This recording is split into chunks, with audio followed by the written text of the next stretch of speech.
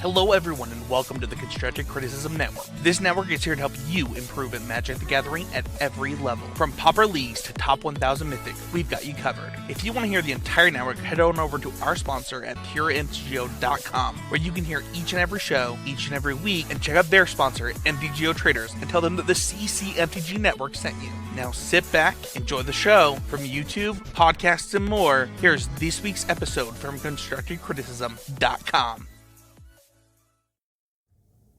How's it going, everybody? It is 1:45, Friday, December the 11th, 2020, and it is time for this, the 98th trip down the Homeward Path. My name is Adam, and I got a few questions for you. First question, are you a fan of Magic the Gathering? I mean, I really hope so. I really do, since you're watching / listening to a podcast about it. I would hope there's some interest there. With that interest, do you have other things that take precedence over your Magic interests? Your job, your career, your partner, your children? Any and all of the above. Listen, I've got a wife and 3 children at home and a full-time job. I understand. That's why I started doing this. But in spite of all that, are you still trying to find ways to improve at Magic the Gathering?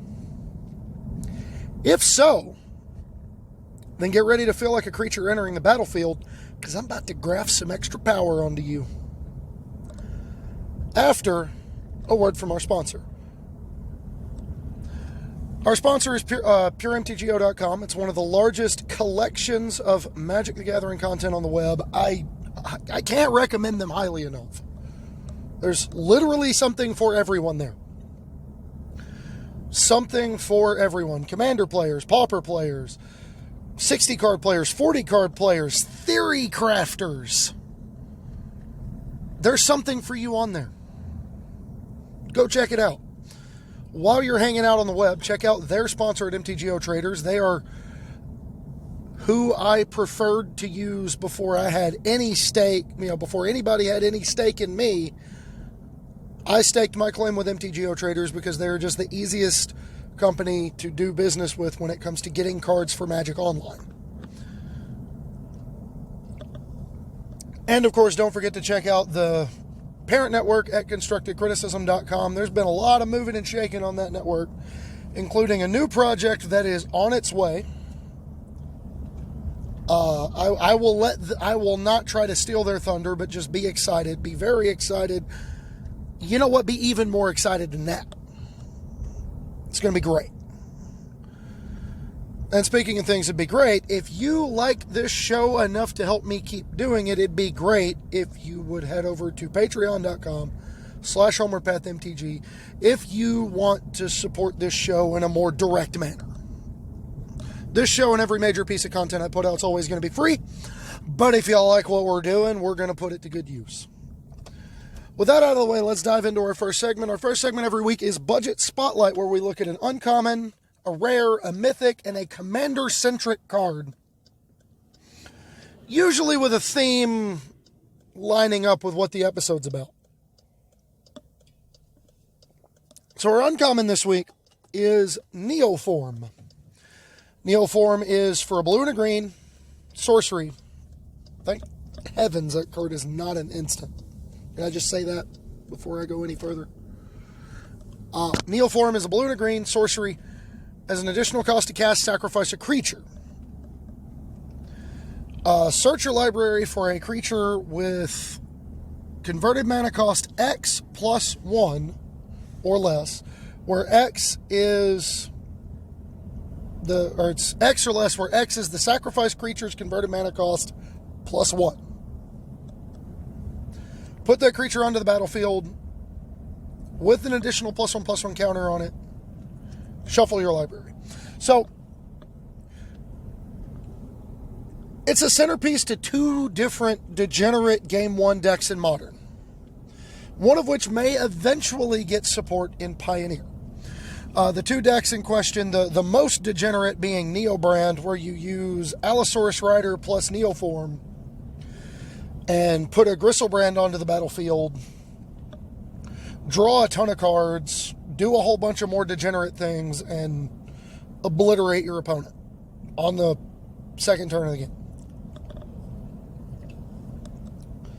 But the other one is technically historic legal, but the price for this card doesn't matter for the purposes of historic. And the only reason it's not Pioneer legal is because Dualcaster Mage is not in a Pioneer legal set. That may change down the line. Whether they put it in a Pioneer Masters or they just print it into a core set that is going to be legal in Pioneer. The combo for the uninitiated in Historic is with Seagate Stormcaller.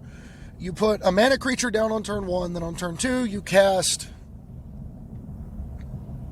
I guess as long as there's a mana creature on turn 1 or turn 2. You need access to 4 mana on the combo turn. But you need to resolve Seagate Stormcaller, which says your next instant or sorcery that costs 2 or less gets copied. And then you cast Neoform, sacrificing your Seagate Stormcaller, which will then allow you to go get which will put 2 copies of a spell onto the stack that will allow you to go get a 3-drop from your library and put it into play. You then go get Dualcaster Mage with the copy. Dualcaster Mage enters the battlefield, copies the original Neoform again.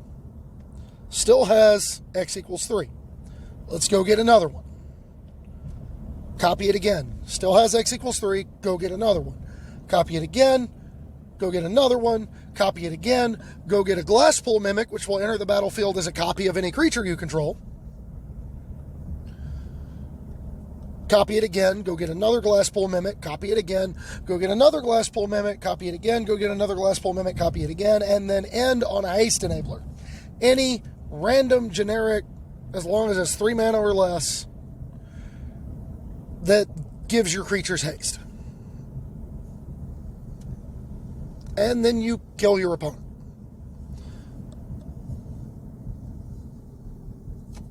So, I mean, at its core, this card enables some utterly degenerate nonsense.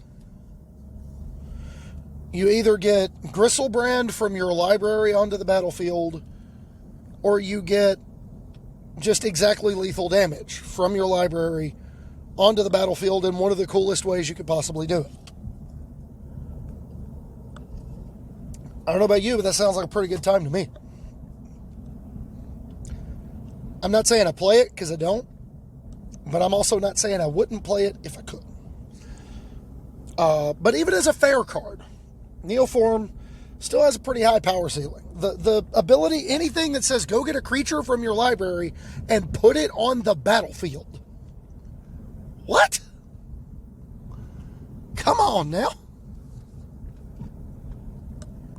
That's ridiculous. That's what it is. It's ridiculous. For 2 mana, I can curve up my creature. That's pretty stellar. Even as a fair Magic card, like jumping from my 2-drop to my 3-drop without having to actually have my 3-drop in my hand. And my 3-drop gets bigger.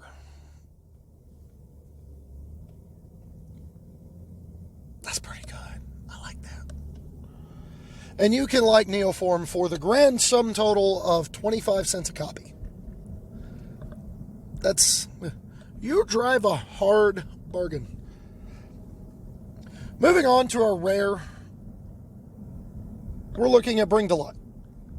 Its casting cost is 3, a blue and a green. It's a sorcery. And it has Converge. You search your library for a spell with a non-land card with converted mana cost X or less, where X is the number of colors spent to cast Bring to Light. Exile that spell. You may cast that spell without paying its mana cost this turn. Shuffle your library. Or it's, no, you go get it and then you cast it. That's how it works. It's a little bit different than it just goes and gets it and then puts it directly onto the stack. So, It's the centerpiece to the Niv to Light deck in Pioneer.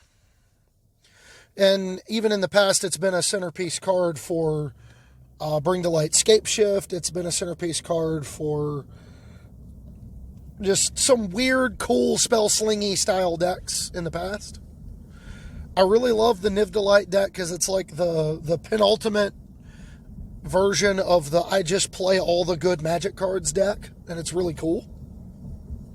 Like, Bring to Light lets you do that little bit unfair thing in your otherwise relatively fair, tame mid-range deck. If we want to call resolving Niv Mizzet Reborn tame. Like, this thing's still really, really, really, really good. But it's also got a ton of value in Commander where, I mean, it offers a level of redundancy you might not have. It interacts well with cards like See the Truth. Because even if you only have blue and green mana to spend on it, you can go cast See the Truth from your library and you will add all 3 cards to your hand. It interacts well with Fibblethep the Lost. It interacts well with just a number of things.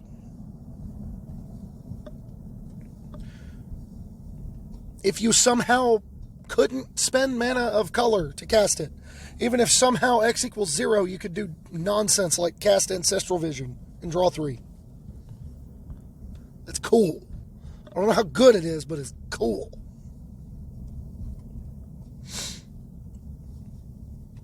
And for the low, low price of $1, you can do a lot worse. We can do a whole lot worse. And moving on to our mythic, we have Nissa, Steward of Elements. Nissa is a blue or green and X.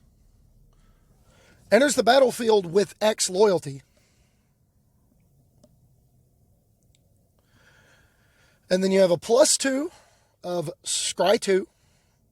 You have a -0, or you have a 0 where you reveal the top card of your library. If it's a permanent card with converted mana cost X or less, where X is her loyalty, you put it onto the battlefield. And then for -6, untap 2 target lands you control. They become 5/5 Drake creatures until end of turn with flying and haste. So, cheating in ways to protect her is an interesting mechanical decision. And Scry 2 as a +2 helps to make her more efficient. Because you can cast Nissa as a 3 mana, 1 loyalty planeswalker, and then immediately plus her up to 3, and Scry 2. And then that will allow you on the following turn to 0 and potentially put a cheap permanent onto the battlefield. And then X equals 6 or more represents 10 flying damage out of nowhere. Now, truth be told, there were some other cards I considered for the Mythic in this slot. But for Nissa, the price tag of $1.50 a copy just kind of won me over. $1.50 for a Mythic Planeswalker who can be as tame or as broken as your mana situation allows. That's not bad.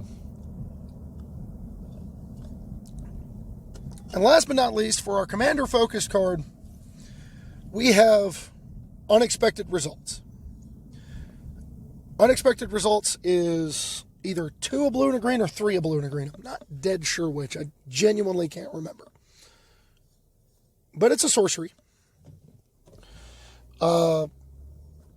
Reveal the top card of your library.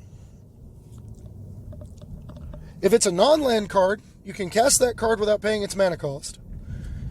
If it's a land, put that land onto the battlefield and add Unexpected Results back to your hand.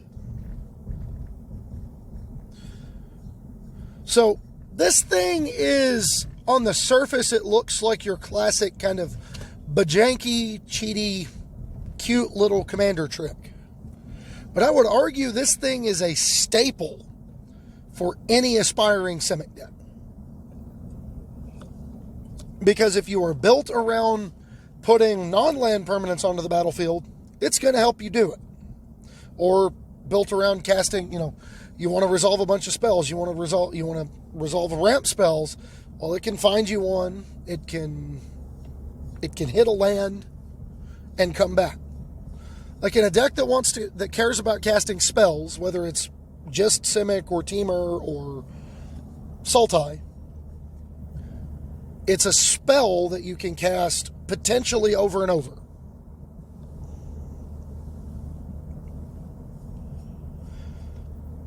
You know, whether it's with Riku to Reflections, it's a spell, and if you hit a spell with the copy and then hit a land with the original comes back, but you still get the benefit of having hit a spell with the copy.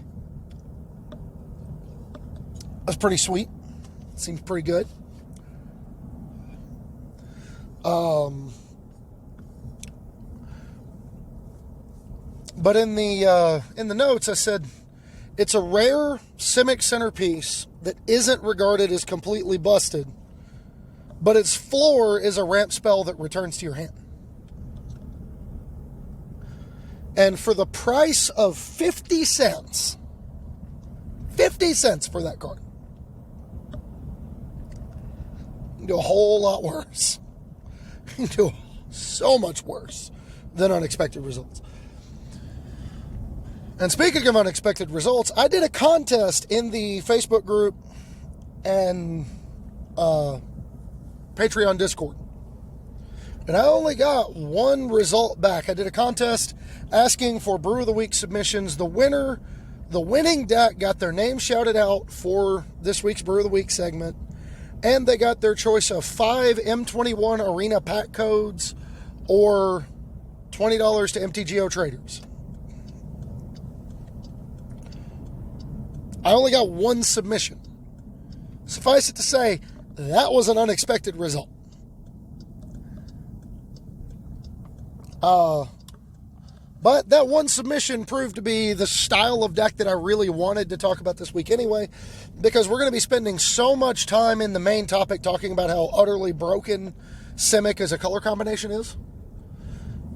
And this deck has just enough of that like classic janky brew feel to it that I still like talking about it.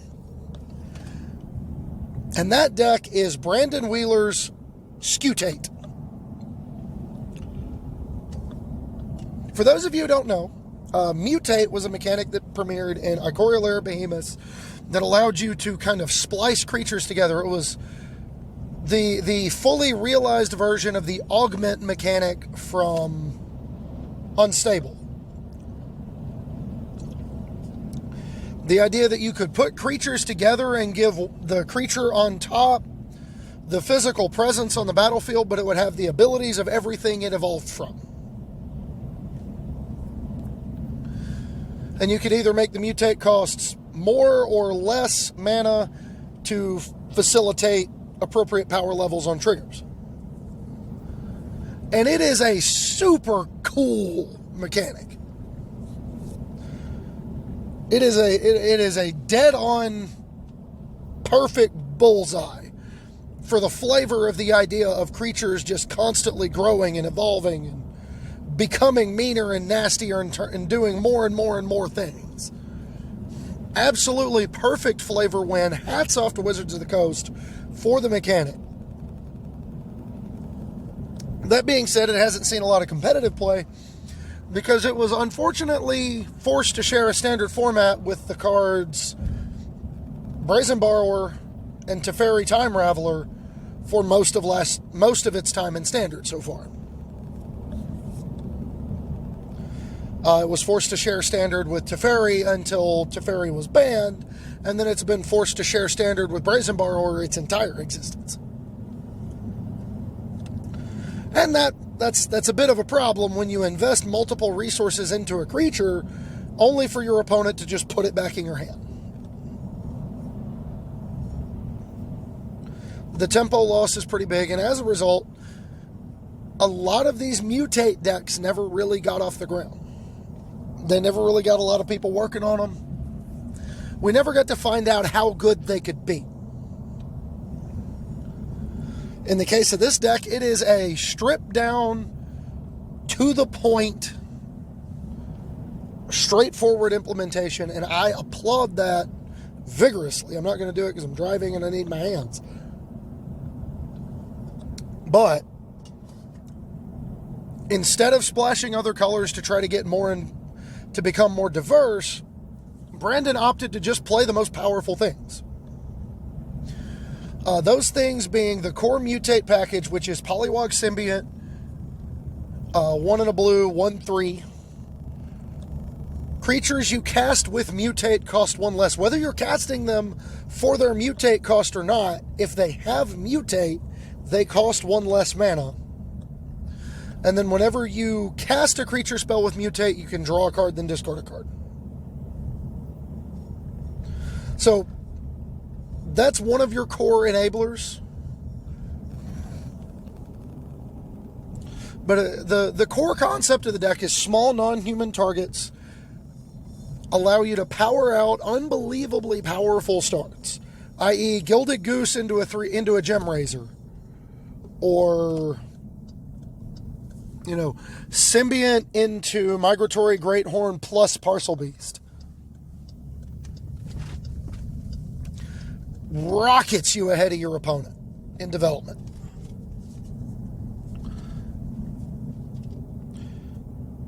You leverage powerful synergies to create absolutely massive boards. The idea that the mutate deck is soft to removal is kind of a weird one, because most of the time you're actually not looking to leverage one giant mutate stack the way the blue-black precon deck is. You're just trying to maximize the triggers from the mutate things you're playing. Yeah, you would love to get multiple Migratory Greathorn triggers and just get all the lands, or hit multiple Auspicious Star X triggers when you played one, when you mutate on top of one or under one. But at its core, it's about doing enough to pressure your opponent with smaller mutate stacks to mitigate the disadvantage inherent to the archetype. And I just used a lot of massive words. But the synergy between Scoot Swarm and Mutate is also just the most Simic flavored on the nose thing I can think of. For those of you who don't know, the way Scoot Swarm is worded, it says whenever it's landfall, whenever a land enters the battlefield under your control, you create a 1/1 insect token. If you control 6 or more lands, instead, that token is a copy of this creature. And if you mutate something else on top of Scoot Swarm, you get a copy of the whole mutated creature, all abilities included.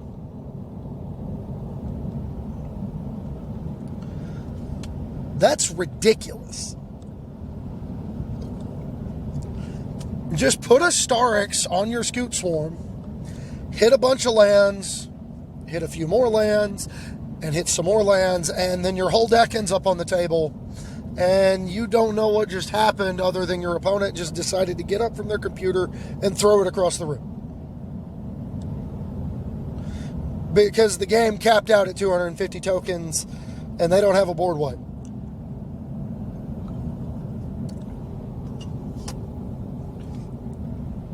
That's ridiculous. That is the level of unfair nonsense that I'm here for. So, for customization, the biggest decision comes on whether or not to splash another color. I would argue it's better to keep things streamlined because you get to play more copies of all your most powerful cards. But I could also understand it if you wanted to touch on red for Genesis Ultimatum, or if you wanted to touch on black for the black mutate cards, or if you wanted to touch on red, or white, rather. I don't know why you would, other than some kind of nonsense. And we all know I love some kind of nonsense. But I like the stripped down, streamlined, measured approach that Brandon took. And that's a weird thing to say about a version of a deck that is playing, Scoot Swarm and mutate cards and Auspicious Starix and Migratory Greathorn and Gem Razor and Polywalk Symbiont and Ugin. But that's the measured approach. Beyond that, there's also the argument about whether or not you want to try to roll a companion into this deck. Most notably, it comes down to whether or not you want to run any non-creature spells in the deck at all. Because if you don't, you can free roll Umori the Collector as a companion, which will further give you mana advantages. It'll also incentivize you into black because it reduces your casting costs even further. But like, at its core, the idea of just having a companion for the low price of not playing Ugin in my otherwise completely in my completely creature-filled deck. You can do a lot worse. And there are some wild mutate targets out there that get even better when you have room for them. A card like Questing Beast is primo mutate target. Keyword Soup is a great thing to strap a Sea Dasher Octopus to. Like, Sea Dasher Octopus on a Questing Beast is hilarious. So, I mean, I love it.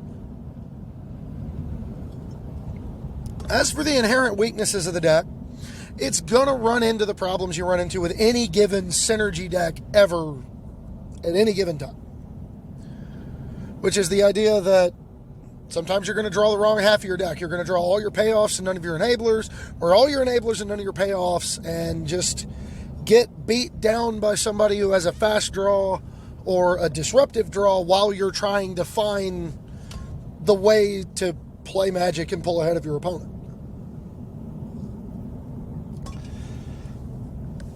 Removal plus disruption is especially good against a deck relying on key pieces. In particular, if you can keep Polywog Symbiont and just good mutate targets off the battlefield, then this deck is going to be forced to pay full retail for its creatures, and that's not good for anybody, except for you as the opponent. And then last but not least, we don't actually have a lot of interaction of our own. The nature of the mutate mechanic does not allow you a lot of room to play cards to protect your stuff. You just kind of have to play enough of it and hope for the best. So, with that out of the way, let's dive into the main topic. Thank you again, Brandon, for your submission. I hope you enjoyed those packs. He chose the arena codes, so if he happens to win again, fun fact, the only arena codes I have are M21, so I will not actually be able to give Brandon more arena codes. It's only 5 per account. But, with that said, let's move into our main topic. Who are the Simic Combine? They were introduced in spring of 2006 in the set Dissension.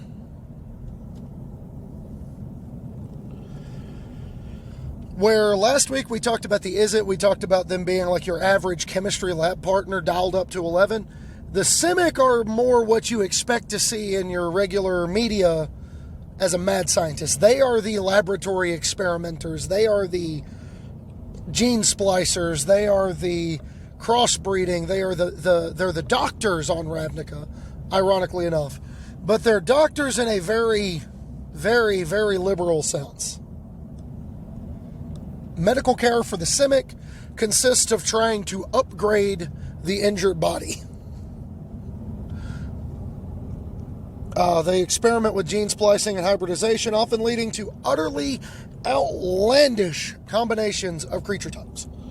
Outside of Ravnican lore, this combo has one of the richest competitive pedigrees in the history of Magic, and you could argue it comes from like the last 2 years.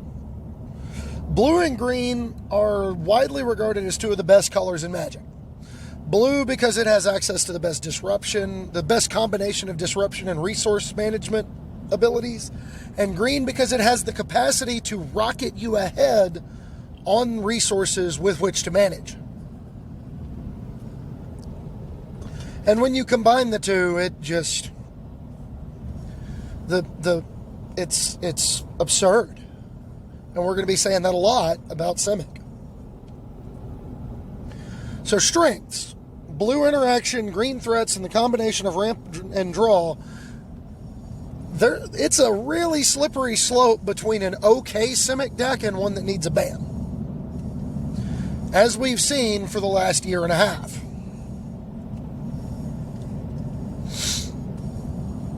We went from the black-green mid-range deck splashing Hydroid Crisis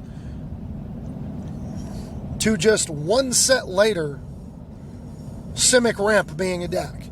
And then it was Simic Nexus. And then it was Team of Reclamation, which was Simic Splashing Red for a win condition. And then it was Simic Flash, and then it was Oko, and then it was Uro Nissa Hydroid Crisis piles, and then it was Reclamation again, and then it was Uro piles again, and then it was... We just can't get away from blue and green as a base color combination for some of the best decks in Standard. Even playing more fair, and I use fair in air quotes, there are very few combinations of colors that are better suited for more effective mid-range work.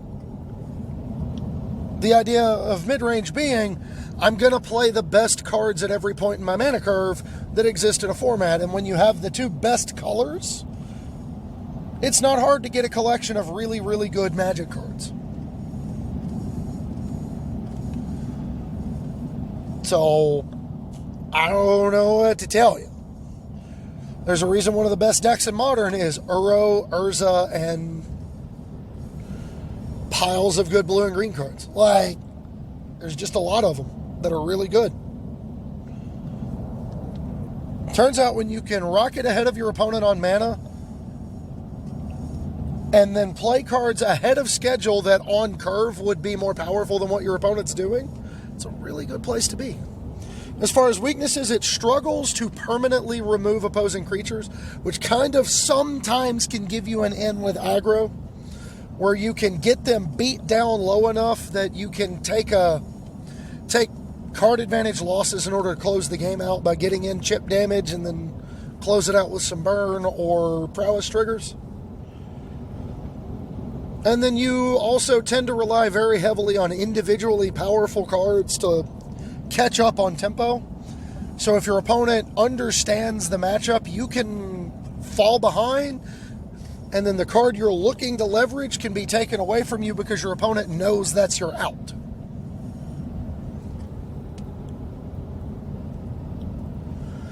But at its core, the way you beat Simic is by outplaying them, because you are not going to outpower them. Unless you are your own Simic deck with a splash that's a little bit over the top. That's it. From a mechanical identity standpoint, they've had 3 printed mechanics. They have not had any repeats. Although, unlike some of the other guilds we've talked about so far, these all share a common theme. Notably, the reliance on +1/+1 counters. The first mechanic was Graft. When a creature entered the battlefield under your control, you could move a +1/+1 counter from a creature with Graft onto the creature that entered the battlefield.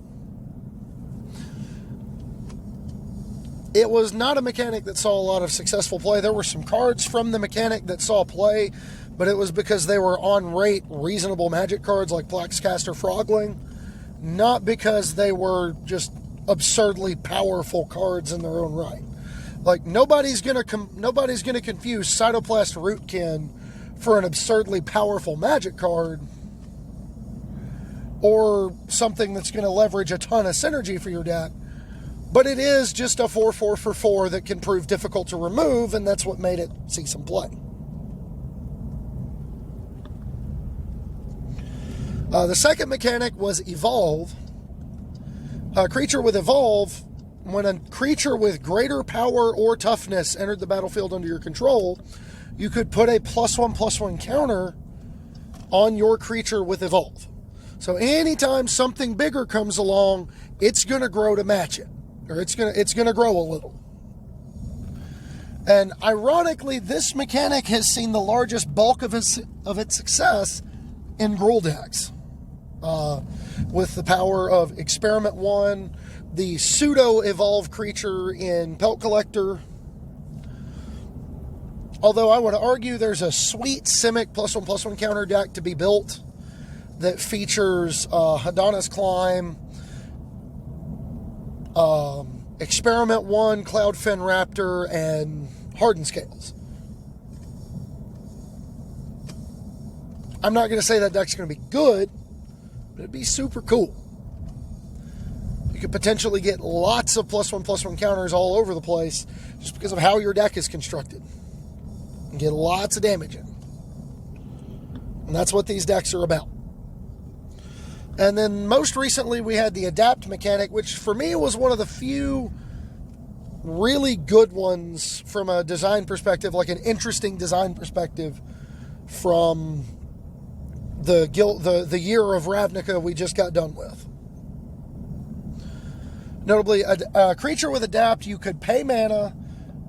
It would have Adapt in a number, and then you would pay mana. You would pay a cost, and if that creature didn't have any +1/+1 counters on it, it would put a number of counters on it equal to the number that came after Adapt.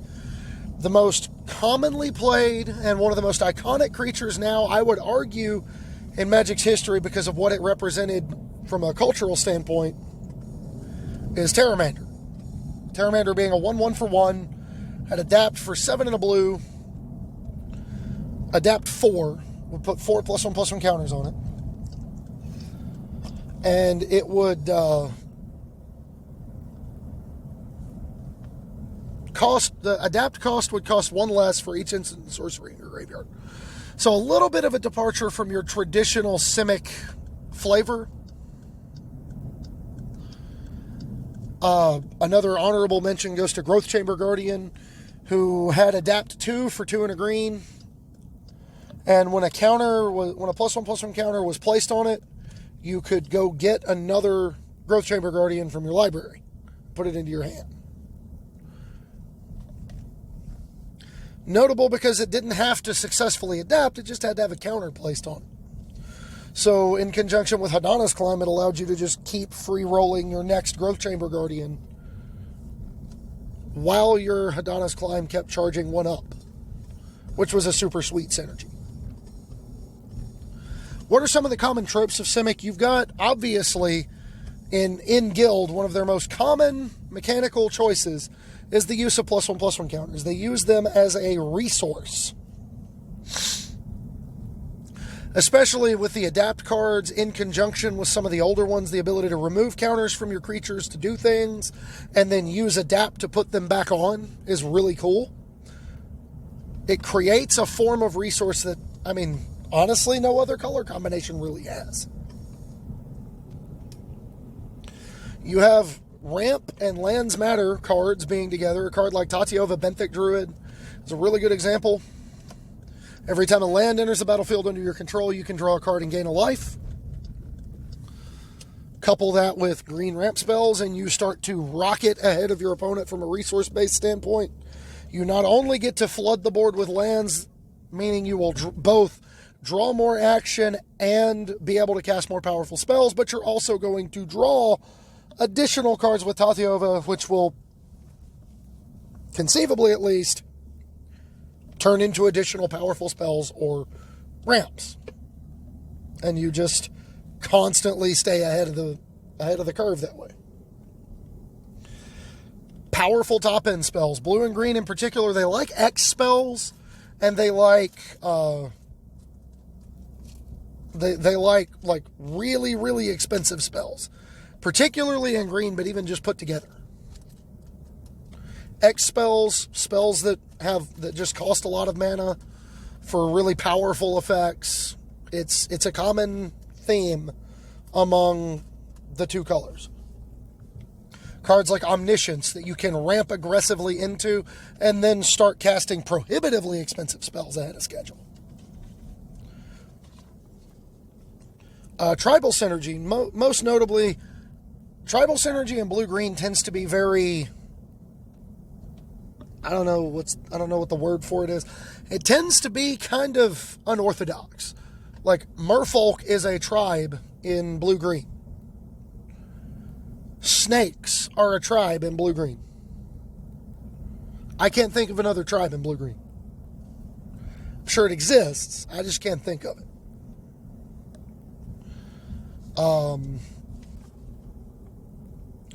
Flash creatures. I mean, it's a common trope. Green uses flash on creatures that protect your board, that protect your investment. Blue uses flash creatures just liberally. Blue cards love to come in at instant speed. Green cards love to come in at instant speed to mess with your plans. When you put the two together, hexproof at instant speed is also another common mechanical trope of Simic. Cards like Dive Down, Blossoming Defense. I mean, they're common tropes for a reason. Unique forms of evasion like Landwalk or Unblockable, as opposed to Flying or Intimidate or anything of that nature. Snake, in particular, these kinds of decks like to be... the word I like to use is finesse, but even then, like, a finesse Simic deck is going to be a little bit more powerful than other finesse decks. Like, connecting with a Cold-Eyed Selkie is a lot stronger than connecting with a Mistcloaked Herald wearing a Curious Obsession. Like, they're both 2/2s that draw you a card, but the Selkie's harder to block. The Selkie's harder to answer because it's a 3-drop. So on and so forth. It just gets a little ridiculous. That's not a great analogy, but it is an analogy. And then last but not least, blue-green are home to Morph. And in particular, it actually goes largely rooted in Temur. But between Temur and Sultai that they did the ramp Commander Precon in, a lot of the support is just blue and green. So you don't actually need the third color to play an effective Morph deck. Den Protector is not asking you to play red or black mana. The red or black Morph cards are. And I don't know that they're good enough to do that. Typical archetypes, I mean, I said it already, mid-range. When your game plan is to get ahead of your opponent on mana and then play cards that are better than them on curve, but play them early, you've got a good plan for being a mid-range deck. You've got ramp, because you marry blue card draw, green mana ramp, and there's the absurdly powerful top-end cards of both. You've got the big aggro approach, which was formalized with the green-blue Stompy decks. While Dominaria was in Standard, it was also, there was the Snakes and Ladders deck. There were a number of sort of big aggro Simic decks. Even going back to one of the first competitive Standard decks I played in Ravnica Time Spiral Standard in Scribbin Force, where you played like Llanowar Elves and Birds of Paradise in order to ramp into Spectral Force, which was an 8/8 trample that didn't untap unless your opponent controlled a black permanent for 5 mana. But you played it in conjunction with Script Ranger, which could return a forest to your hand to untap a creature. And then you would just get that thing down, and it would be so stinking big that it didn't matter what your opponent was doing. And then, of course, your synergy aggro in the form of like the +1/+1 counter decks, or the flash decks, or the tribal decks, or what have you, where you're just kind of trying to stack abilities on abilities, the mutate deck, whatever the case may be. Apologies for the train in the background. I can't seem to do anything about that. But the basic overview I can give for Simic: if there's a good stuff deck, there's a good chance the first 2 colors you're playing in it are blue and green. I don't care what the format looks like. If there's a good stuff deck, a deck that's just playing a bunch of really good Magic cards, and they haven't banned all the good blue-green ones, you probably can start with blue-green and feel pretty good about your decision. You know, you look at Standard right now, and I would argue you could build Simic Adventures and not be embarrassed about it. You don't want to cast the spell half of Merfolk Secret Keeper, but it is a 1-drop creature to pair with Edgewall Innkeeper, and it blocks well in your aggro matchups. Brazen Borrower is really good in the aggro matchups by making them pick up the Embercleaved creature, allowing you to counterattack for a bunch. You still get to play Beanstalk Giant, Lovestruck Beast, Edgewall Innkeeper, and Great Henge, so you get all the good green cards, but then you get to marry them with blue cards that stunt your opponent's development instead of trying to outmuscle them. You outmuscle them with your green cards, and then you use your blue cards not to beat them down, but to just slow them down, allowing your green cards to do better work than theirs. Whether it's bouncing the lone 1/1 creature they control before attackers with Borrower, to using Ram Through before combat to chip in for some extra damage so that you get a better attack next turn. Like, the argument can be made that a blue-green deck is still very good in Standard, despite them banning nearly every good blue-green card for the last 2 years. If Lucky Clover were still legal, Adventures would be the best deck in Standard.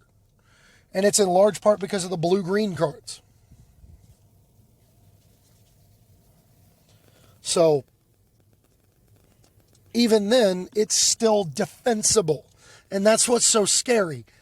The fact that Uro's banned, Oko's banned, Omnath is banned, and you can still make the argument that a blue-green deck in Standard is respectable.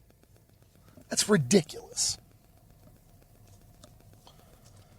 But anyway, that's all I've got for this week, everybody. Again, I hope you enjoyed it. Share it with your friends. You got questions, comments, concerns, send them to me on Twitter at HomewardPathMTG. On Facebook, my name is Adam Spain. If you're a patron of the show, you gain access to the Patron Pathfinders Discord, wherein at $1 per month, you gain access. At $3 per month, you get your deck pushed to the front of the line for Brew of the Week when we're not doing an open contest like this. And at $5 a month, you get your very own episode. You will help me write it. I will run everything by you about your topic, your brew, your budget spotlight, all of it. It all comes back to what you want. You get your very own episode complete with a patron shout out. But with that said, that's all I got for this week. Remember, we're on episode 98. We just finished episode 98. Next week, we do episode 99. That's going to be about the Golgari. There is going to be another Brew of the Week contest for Golgari. Please don't miss it. And then after that, I'm actually going to take the next week off. Christmas with the family. We don't actually plan on going and doing anything because pandemic. But I want to just enjoy the weekend with the family. The next weekend for New Year's will be episode 100. I have a very special guest coming on for episode 100. So keep your MTG dad jokes locked and loaded. I will be putting a thread up in the Facebook group, on Twitter, and in the Heezy Game Media Discord so that we can just get a bunch of them, because this guest is going to love them, whether they'll admit it or not. So keep your dad jokes close to the vest for 3 more weeks. Next week, awful week, and then the week after, start unloading them, get them ready, get them out there where I can see them so that we can share. We're almost there. The road to 100. We're almost done. So, I'll end this episode as I do every week, every episode, rather. Everybody's going through something right now. Everybody's got something that's bothering them, especially this time of year, the holiday season, being the way it is, the pandemic, the seemingly never-ending quagmire of election political theater. Remember, when interacting with other people online, because it's the primary venue with which to interact with people right now, never be cruel. Never be cowardly. Remember, hate is always foolish. Love is always wise. Always try to be nice, but never fail to be kind. So laugh hard, enhance creatures, and be kind. And we'll catch you next week. Be safe, everybody.